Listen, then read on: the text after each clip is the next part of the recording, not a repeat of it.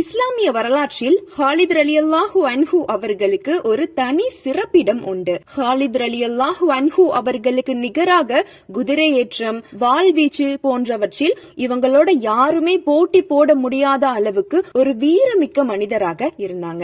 ஆரம்ப காலத்துல முஸ்லிம்களுக்கு எதிரியாக இருந்தாங்க. முஸ்லிம்களுக்கு எதிரான குறைஷி படையில் ஒரு போர் வீரராக இருந்தாங்க. ஹாலித் ரலியல்லாஹு அன்ஹு அவர்கள் இஸ்லாத்தை ஏற்ற அந்த சமயத்தில் முக்தா போர் நடக்குது. இந்த போர்ல ஸைத் ரலியல்லாஹு அன்ஹு அவர்கள் முதல்ல தளபதியாக நியமிக்கப்பட்டாங்க.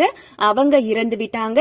பின்பு ஜாஃபர் ரலியல்லாஹு அன்ஹு அவர்கள் தளபதியாக நியமிக்கப்பட்டாங்க. அவங்களும் ஷஹீதாக்கப்பட்டாங்க. பின்பு அப்துல்லாஹ் இப்னு ரவாஹா ரலியல்லாஹு அன்ஹு அவர்கள் கலந்து கொண்டாங்க.